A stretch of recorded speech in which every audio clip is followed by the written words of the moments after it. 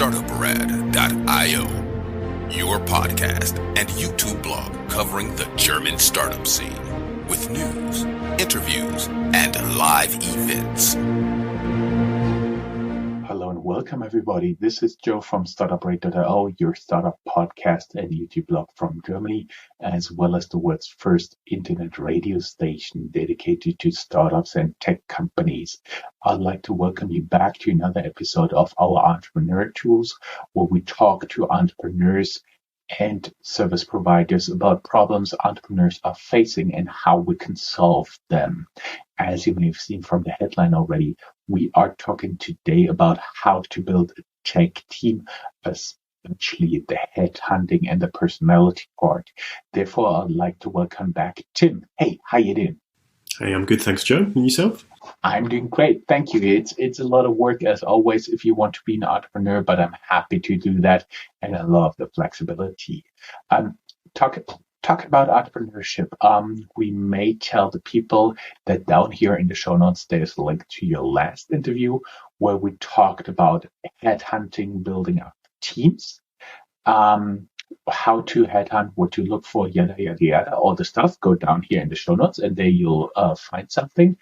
Plus, now this time we are talking about how to build a tech team best from scratch. So the optimal idea every entrepreneur has in mind. Well, I have an idea. I make a PowerPoint out of that.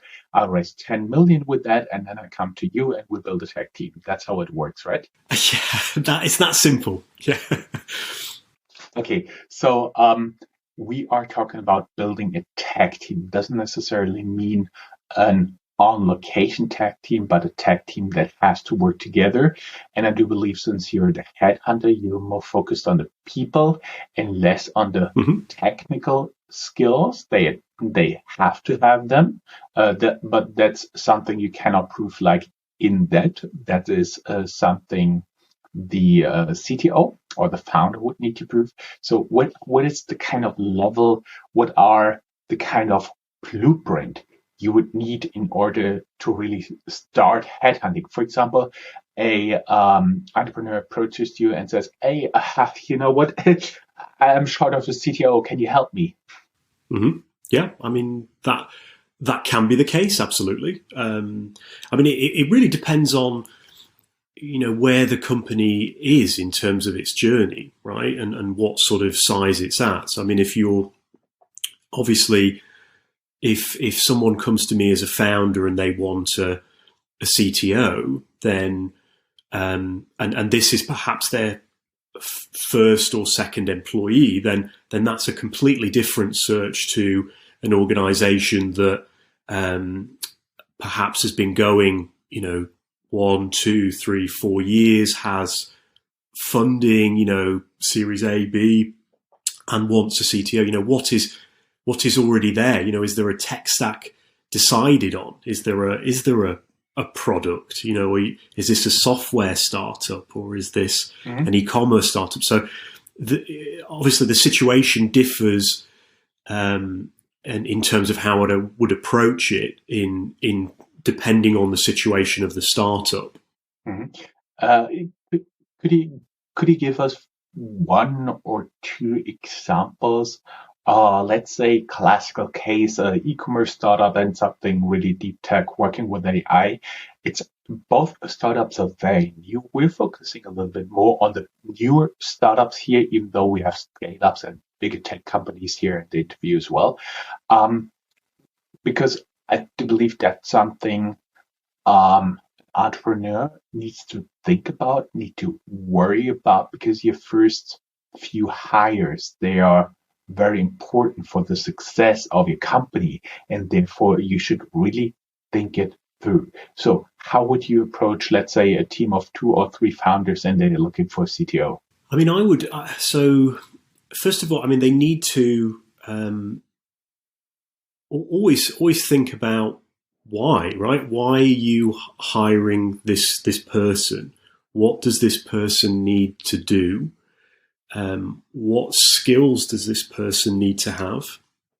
And then I'd look at the human skills of, okay, well, what are the values and behaviors that this person needs to encapsulate to be the right person for this, for the startup, because that's also important. It's not just the right people for the right role, but for the right company as well. So these are things that need to be taken into consideration. The skills, the experience, but also the human side, the values and the behaviors of this person. So I would say that if somebody's coming to me, what they need to be clear on, what helps me is that you've got to have a number of things fixed, right? The first thing is, just as you would present for a pitch, I need to have the company presentation, right? What is your company about? What problem are you trying to solve? How do you solve it? Who are your customers going to be? What is the market? So that I can actually go and find those people, right? That I can present this and get people excited. I need to understand what it is that you're doing, so I can entice and sort of inspire a candidate, because you're probably not going to be able to do it with money at this stage as a startup. You're not an enterprise client, so you need to sell to people's emotions and their get them bought into the vision and the purpose. So we need that. We need to know what your company does. Also, then I talked about this, is what are the company values if you have them, right? So what are you looking for as a person? Are you looking for someone? What could it be, right? Could it be integrity? Could it be gratitude? Could it be entrepreneurial? Could it be teamwork? Whatever those values are, what do you want me to find? How do you identify someone to fit your company? Then we need the job description. What do you want this person to do? Are they actually going to be, is their role setting up the architecture, of the tech stack, deciding on on all the tech, right? What are the main programming languages you want to use? What are the, are you going to be, is this cloud, it's got to be cloud-based in this day and age. Is it going to be Google? Is it going to be Azure? Is it going to be AWS? These are the things that you want to think about before perhaps you get somebody in place, because there's going to be pros and cons to each one. So, those are things that you need to consider. Is this person are they also going to be hands-on? They probably should be at this stage. If you're just hiring this is your first kind of candidate. You don't want someone that just wants to design and an architect, right? You need someone who's going to roll their sleeves up and actually get their hands dirty and write some code, right? Because they have to be able to do more than PowerPoint. Exactly, right? And then you also want this person probably to lead and to develop and coach people, because you probably haven't got the money to hire star players at the moment, right? You're probably going to have to do it with young, hungry, enthusiastic junior candidates, right? Not all, but some, to get people kind of, utilize that manpower and inspire them and drive them towards completing a vision, which will be getting your, prototype developed as quickly as possible. So, those are all things you've got to take into consideration. Regards to the tech skills. And then I've said, what about the, also what about the financial compensation? What are you paying this person, right? What is in your budget? Are you going to do it purely through salary? Are you going to do it through equity? What does that look like? And, are you going to do it sort of bonus, related, milestone related? Okay. Reach A and you receive the X, right? These are all ways of doing it. The other thing I think is, have you got an employment contract, right? This person's going to be an employee, so have you got one? Is it good? Has it been checked by someone? Because this is a classic mistake that startups kind of get.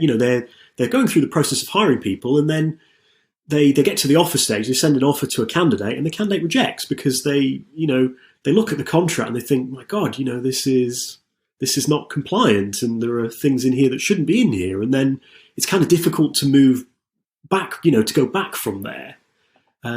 So it's important to get things like that fixed up front, so that you're not kind of then trying to swim against the tide and sort of reverse the situation when the bad taste is already there. Let me quickly get an idea of like a little wrap up for our audience. What we talked so far about. My understanding is, first you need to understand the company, the values of the company, the pitch deck, and there kind of get a fit for the CTO in terms of environment. You need to know the technical skills they need to provide, and the incentive structure they are going to put in place. Do you talk to them about the incentive structure? What is market conform? What is not? Exactly. Yes, I would. So this would be what I want to have at the beginning, right? So I usually, what I in the solution that I set up and offer to my clients, I get them to provide this information up front. So these are things that you need to think about before we have the first conversation. Okay. And then, then we'll set up an alignment call. So this is where I'll consult the client and find out from them, okay, so what is there? What are they looking for, right? Is this feasible, or is this a unicorn? Is the salary in line with market expectations for someone of this caliber or not? How is their employment contract? Are there things in there that I think are shocking and need rewritten? So yeah, this all comes through in a... For the shocking content, I would be interested, what is stupid stuff you've seen in employment contract, something like you're not permitted to wear cowboy hats in the office or something like that? Yeah, I mean, things like, unreasonable notice periods, things that are, I've seen this done, I've seen things that... notice period, so you want to leave your job and you have notice period of something like 12 months or only at the end of a quarter, something like that? Yeah, I mean, exactly. You could have, 6 months, for example, that's a long time, or, perhaps if it's sort of like one day, for example, you also sort of get people, and there are obviously restrictions in Germany. Germany's a different country with different employment regulations, right? And you can't, this is sometimes difficult when you get companies from the US who are setting up entities in Germany, and they need to be educated on, you can't have that in the contract. There are things like, paternity leave and maternity leave it's legal here, and there is a certain... Yeah. And you have a minimum amount of vacation days, 20 something. I know in the US it's quite common to have just like 10 PTO. And in Germany, when you're sick, you're sick. If you're sick on vacation, you can even get your vacation days back. So it's completely different. And I totally get if there's somebody coming over from the US, that's everything I have to offer them. Oh, dang it. Exactly. So there are... there are things that are, need to be understood and put into the contract here. And that is also, a service that I would provide to a client. What is the most frequent complaint you're getting from like US-based companies when you educate them on the German employment laws? Because a lot of it is enshrined in some laws, but a lot of it is also by judges. So it's always difficult, and there are different ruling on different things. But basically there is like a big fundament where you can build on. Mm-hmm. And that's what we talked about, like legal requirements, minimum days of vacation, maximum work hours, mandatory maternity leave, yada, yada, yada. That's all the things an employer cannot get around in Germany. But what is like the number one complaint from companies? I think holidays is one that's quite common, right? I mean, in the US, you don't get as many. There aren't as many, mandatory, holidays that are given to, employees, and so it's sometimes, difficult to explain to clients coming from the US who want to set up in Germany about, the number of holidays that employees get here.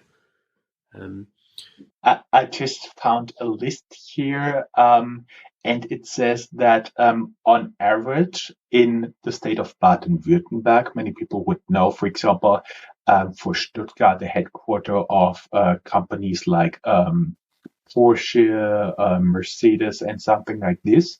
On average, employees get 28.8, as I said, it's an average, so 29 days of vacation, and in total with the public holidays, they're gone for almost 41 days within a year.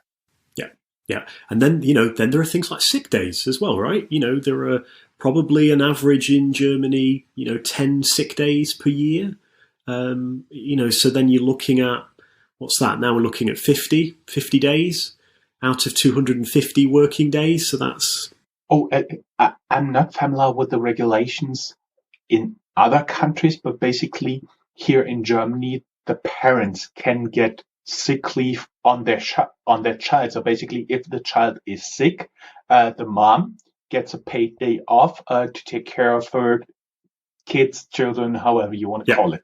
Also, fathers can do this, and there's an upper limit to that, but that's also legal. Exactly. Yeah. So look, there are differences, and I think the US is more of a hire and fire culture, right? And that's possible to do. So there are stronger, definitely workers' rights here in Germany. And we may just add that it's very, very difficult to get rid of an employee if the employee doesn't want that. It's usually involving either long trials in front of employment courts, Arbeitsgerichte, or very high payment. That's usually the case. But now we got this out of the way and shown how awesome it is to be employed in Germany. And I lost all of that since I'm venturing out for myself. So I don't have even a single paid day off. Don't worry, guys. You're not alone. That's the life of an entrepreneur. We got the CTO. We got him or her or X, how do you call it? Him, her, hired, and or non-binary person. And then what's next? How do you then help the startup to build further up the company? Because I would assume a CTO, he knows some coders, he knows some engineers, he knows some people. And is this usually a way the first one or two employees get onboarded, or is it something that then the entrepreneur said, no, we actually don't want that. We take people from wherever and just throw it together a team? It can be, absolutely. I mean, to be honest with you, I think especially in the early days, there will generally be there'll generally be a lot of hiring that's done from their own network, right? So even with the CTO, it could very well be that the CTO is actually a friend of the founders, right? They've probably they've come from industry, so they'll generally know somebody that is tech minded, right? And I see this a lot actually, that there's a number of startups that kind of they pick their sort of founding team based on the strengths of those people. So there might be somebody that is a if it's an insurtech company, right? So there'll be somebody that is the kind of insurance expert as a co-founder. There'll be somebody that is the tech expert as a co-founder to take care of the actual the product tech that they're building, the software or the platform. And then there might be someone who's comes from marketing or sales, right? That will be the kind of the chief sales officer or chief marketing officer. So that's one way of doing it, is that, founders will have already thought about their strengths and weaknesses and kind of pick their core team to start with to to provide a right balance of this, and that may continue for the early hires, right? That they then know somebody, the CTO, as you said, they've worked with someone they know and trust, and they get that person in to start. And this can happen using your own network. Would you encourage? I honestly, in terms of there is part of the team forming time that is just not there. Teams can perform faster if the people already know each other. Is that something you would recommend, or say, you have to look at this? I would, right? In the beginning, I would recommend people using their own network to start with. And I actually don't very often work with companies beyond us, below sort of like 5 employees, right? Because they don't have the money. And I wouldn't actually recommend, I work with clients that I believe I can provide value to. And it's not that I can't provide them with value, but it's they need to be very careful about their spend at the moment. And so if they can find someone through their own network, great, do it. And as you said, right? Also translating into you're an expensive headhunter. Well, I mean, no, I wouldn't. I don't even believe that. I don't think I am, but I can go into that later. But I think in general, it's a service that is it can be, it's a cost, right? And so as an entrepreneur and so that's just started up, you're looking to save money, right? You're being prudent, and if you can outsource something, outsource it. If you can do it yourself, do it yourself. If it's sort of efficient to do that, and if you can find someone from your own network as opposed to paying a headhunter for it, and have a good result, then great, do it. But obviously, as that company scales, you can't keep doing that, right? You only know so many people. You only have so many first connections, second connections, and there's a finite amount of people that you can do. And obviously as it gets bigger and bigger, you need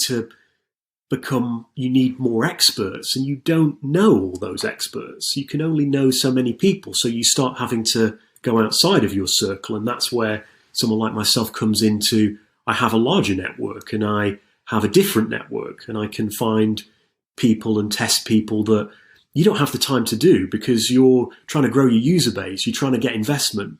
That's not what I'm here to do. I'm here to find you talent. So, you go to experts like me. If I would now get a little bit further, number 4 would be get familiar with the restrictions, with the legal restrictions for the employment contract. Get an employment contract for your tech employees, for your CTO.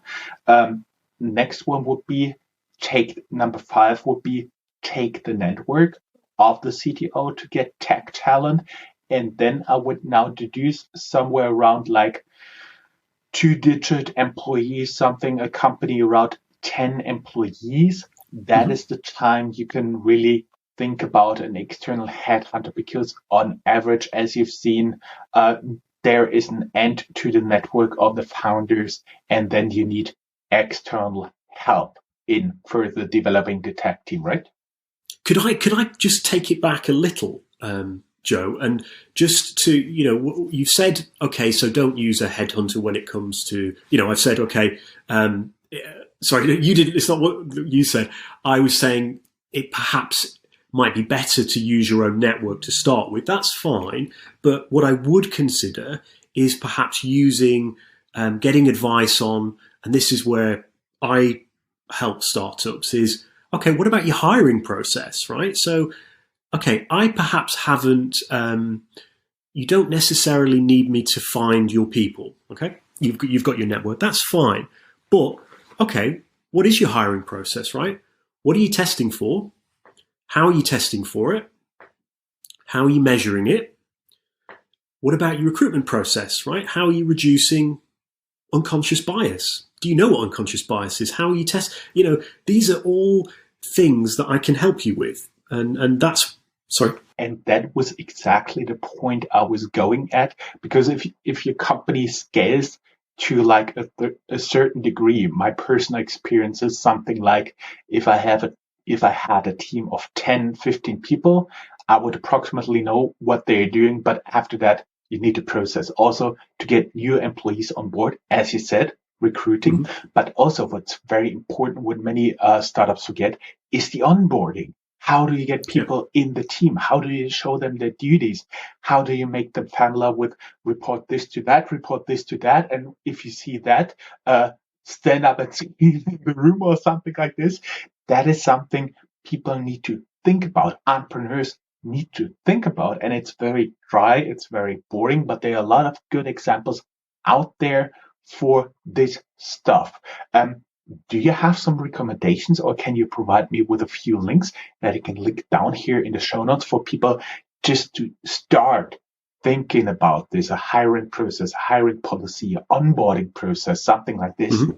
Sure. Yeah. I mean, so this is what I designed. I designed for this purpose. So I designed a plug and play hiring solution that would help startups design a fair, a consistent, robust hiring process of checking candidates on their using data and values in the hiring process, right? So you want to hire a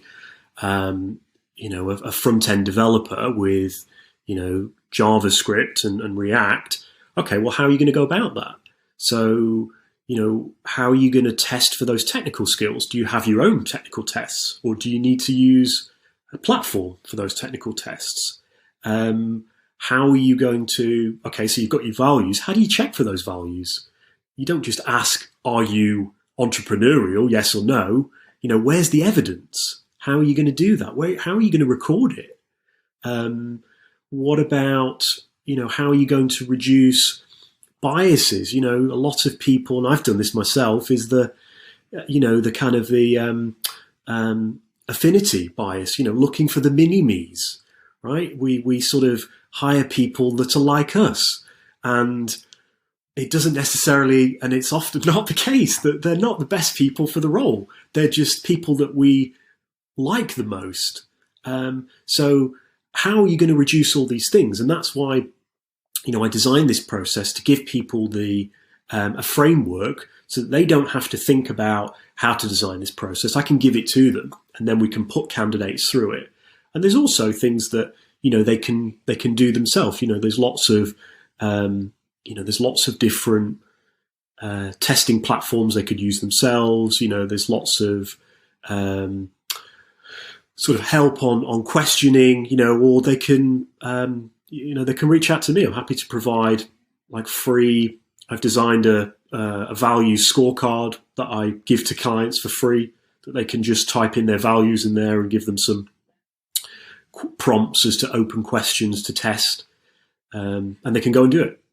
Because that will help them get people who are a better match to their values, and therefore more likely to stay longer and add value to the client. Totally. And for the onboarding, we are looking for something, but that's also something a company, an entrepreneur would need to think about extensively, because the better the onboarding, the faster an employee can perform. It's really crucial. It sounds like, I show them the desk, I give them some work, and then they'll start. It usually doesn't work like that.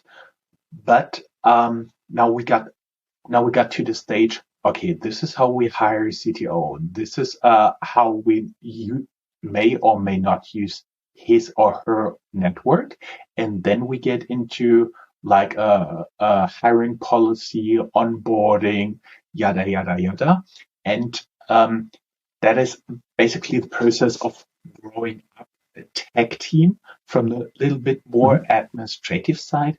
Could you also add a little bit of experience, what worked, what didn't work, in order to build up a great tech team? Yeah, I mean, I think I think we've talked about some of them, right? Sometimes when you're, as I said, sometimes people don't they don't hire objectively, right? They hire on a CV, and they sort of rely on or they've not been able to eliminate bias. And I'll give you a good example. So, just because somebody has been a developer for 8 years doesn't necessarily mean that person is right for your team. I'm sure that that person can code, okay? But if they are not if they're not a team player, if they're disruptive, if they're, perhaps, negative or sort of, not bought into the company vision, that can have a sapping effect, right?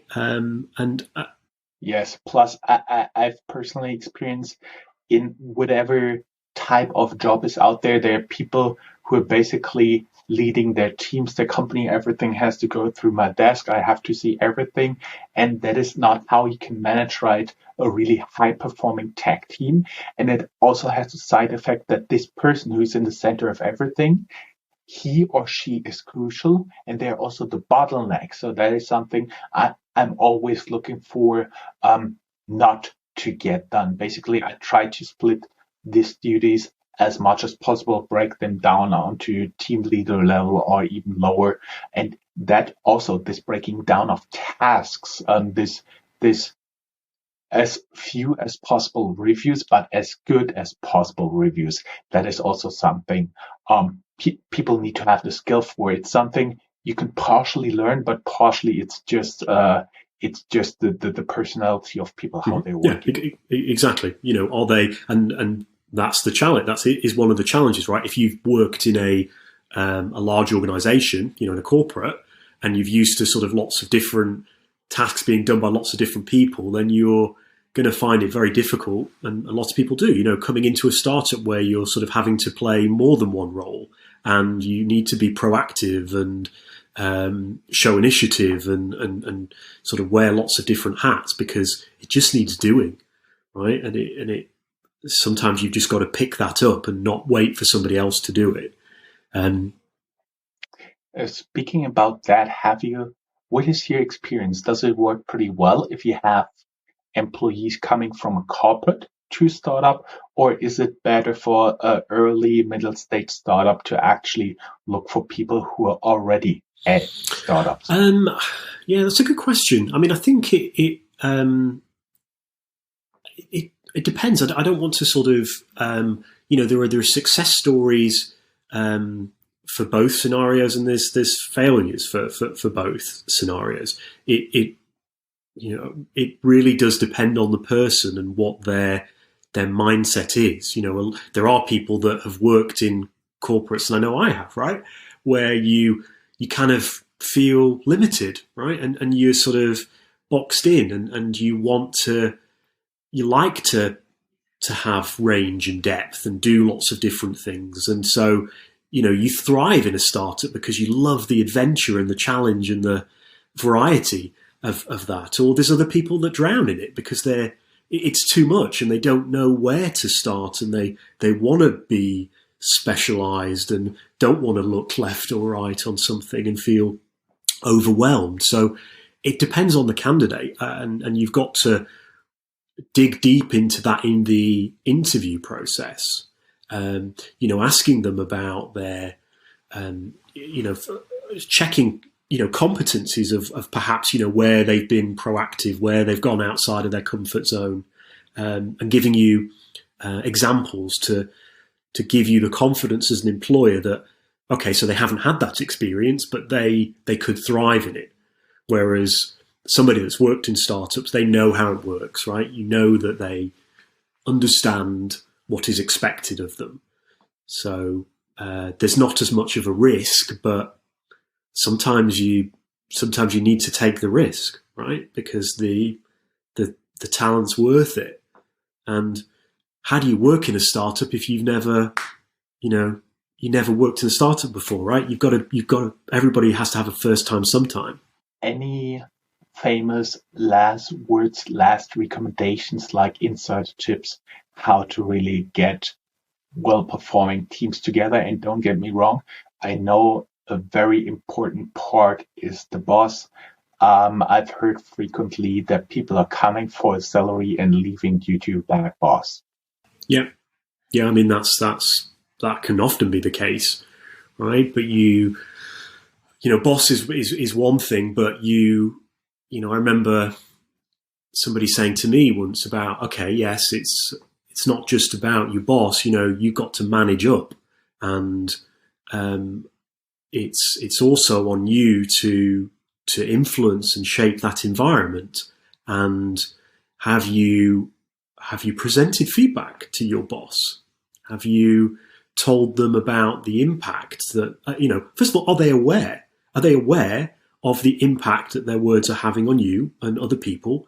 And, make it observational, right? Don't just make it emotional. Where are the facts? Have you presented the data to them that on this day or on this occasion, this was said and this was the reaction or the outcome, so that they have an opportunity to see it? Because, some people they're just not aware, and their perception and their reality is very different from, your perception and your reality. We don't all think the same.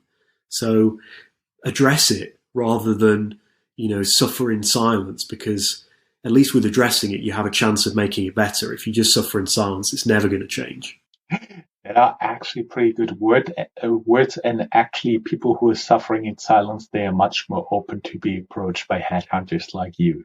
That's true. Yeah, they are. But what I would say is that if they're not, they also need to be accountable for how they conduct themselves in the next company, because the same thing could be a serial problem for you if you don't speak your mind, and if you don't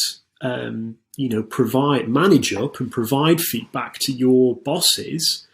Then when they do something wrong, they may not be aware, and you may get unhappy, and you may end up leaving again. And then it's going to be I think we all need to be accountable for our part in a situation.